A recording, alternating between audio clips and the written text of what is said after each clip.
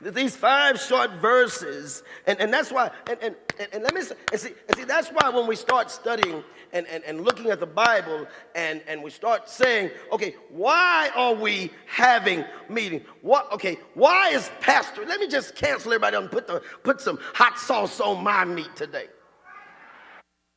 Why Pastor Russ got to go out there and bring all the young boys and stuff into this church? What are he trying to prove now? I'm trying to prove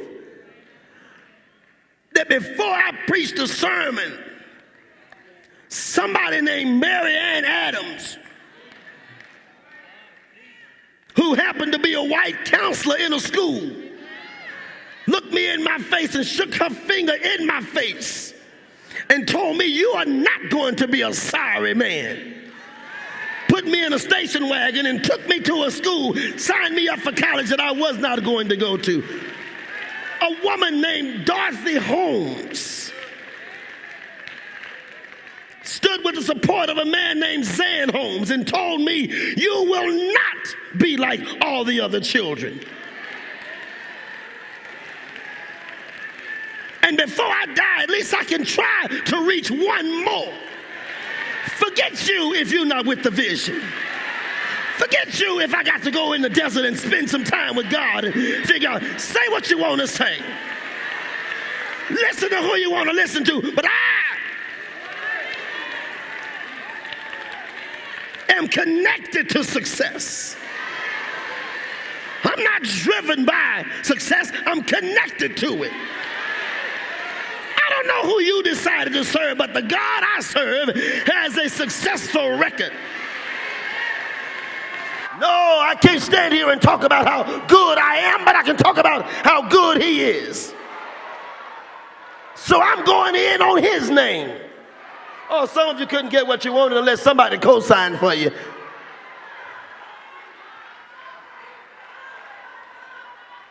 He co-signed for me. So when I went to God and asked God to bless me, he said, "Son, you just need to thank me because I blessed you."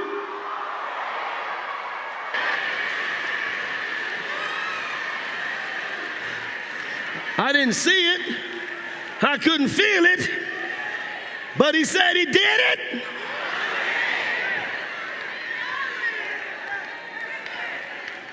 I'm fussing and complaining, and he's waiting on me to say thank you.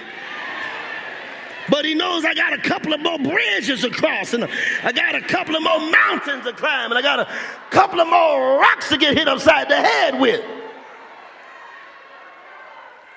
I don't know if you get this yet. Those names, you're not supposed to shout at Bible study. Sit down.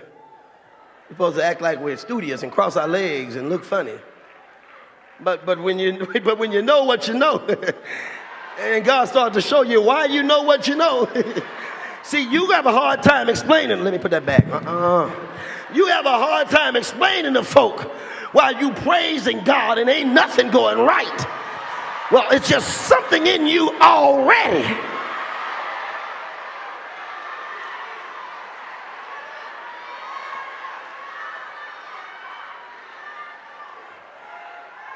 I didn't make that word up. That's right there in the word. You saw it. So there are some things here in these verses, and the short verses of this preface not only reveal a history that we can't escape, it reveals a forgiveness that we can't live without. See, all the names in the verses represent Jacob's sons. Remember those guys? They also represent Joseph's brothers. Those names we just read, those guys are the children of Israel. They were Jacob's sons, but they were also Joseph's what? And they hated Joseph because his father loved him most. And he gave him a coat of many colors. And when somebody gets something that we think we deserve, we don't wait on ours, we hate them and theirs.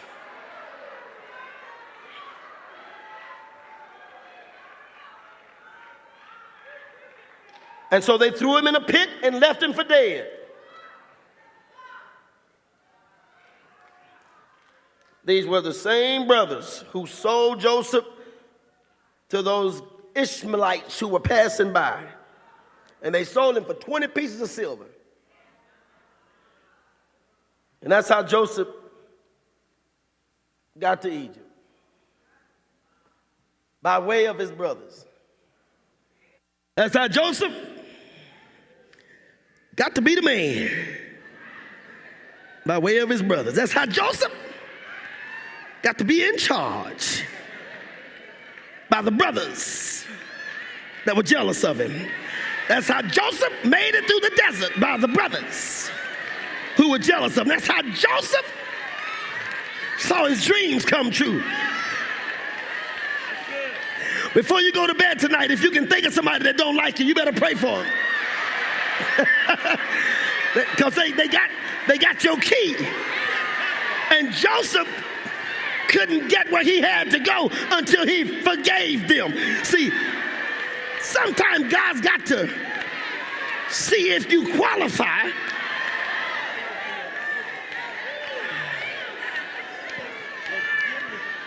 So Joseph, it ain't gonna come down like you think. It's gonna be some time pass. See, the next time folk see Joseph, he doesn't look like what he looked like when he was at his worst point. Did you tell somebody, I'm changing? The next time some folks see you, you won't look like what you looked like when they thought they got rid of you, when they thought they said everything they could say, when they thought. Some folk gonna be shocked to see you alive. And God said the next time they see you or hear from you, you're gonna be at another level.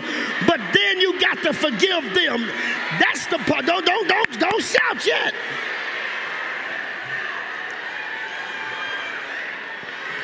You're gonna have to pay a bill for them. You're gonna have to bless them. You're gonna have to give to them.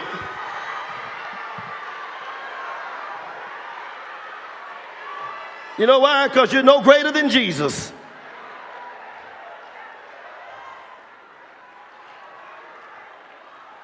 On the cross, Jesus didn't say, forget them. He said, Father, what?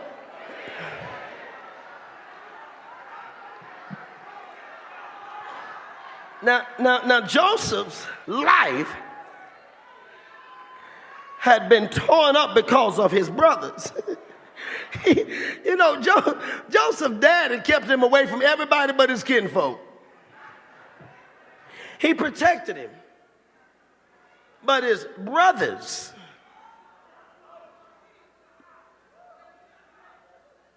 sold him out. Through his experience,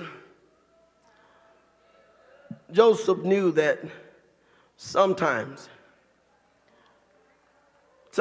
this is what he learned. Sometimes the people who will mess you up the most in this life are the people the closest to you. That's what Joseph learned. And some of you need to stop being so discouraged because people closest to you mess you up. I think when I learned that lesson, I grew up a day.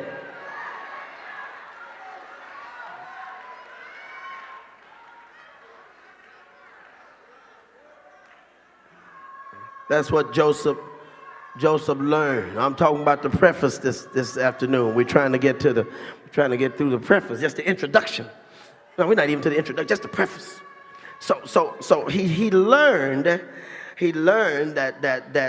sometimes in life, the ones who take advantage of you,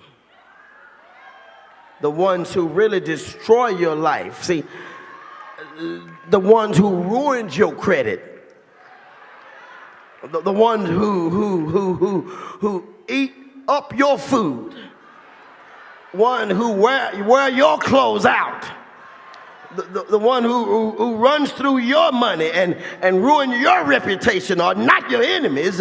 But Joseph said, these are my brothers.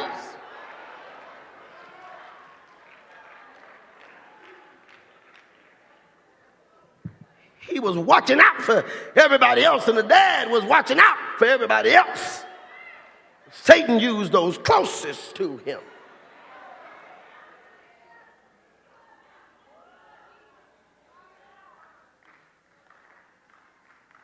Despite all that had happened in the past between Joseph and his brothers, they are still included in the preface, in the preface.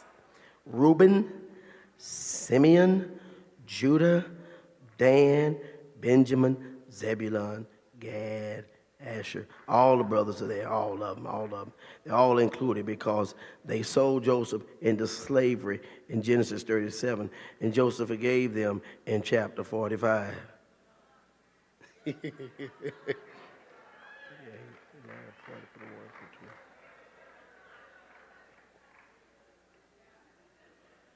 8 chapters later,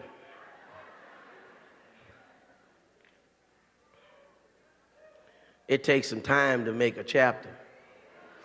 It takes some time to make a sentence in the Bible. See, these verses remind us that everybody needs to be forgiven. There are some people that can't go on until you forgive somebody. Some of you, repeat these words after me. Say, I forgive you. Say, I am sorry. Now, there are some words you don't ever learn growing up. You don't learn some words. Some words you never learn. Some people never learn I love you. So when you hear I love you, it's always like a setup. I love you. Oh, no, don't be telling me that. I love you. Don't tell me nobody love me. Some joker told me that. Get me pregnant or something. I ain't nobody telling me no I love me.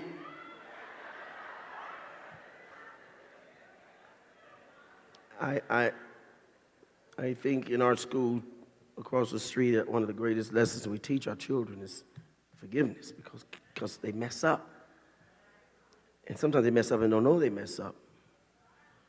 And so the older we get, the more we don't have to say, I forgive you. Or I'm sorry. And we cover that up by saying, well, what I said and what I did was right. Even though it was right, there's sometimes a way that you go about doing what you thought was right that could hurt. And you have to show forgiveness. When you read the preface of the book of Exodus, don't forget that Joseph's brothers are listed because Joseph forgave them for their past deeds. And this is a forgiveness that we can, none of us can live without. We have to learn this. You want the Joseph title, but you don't want to do the Joseph thing.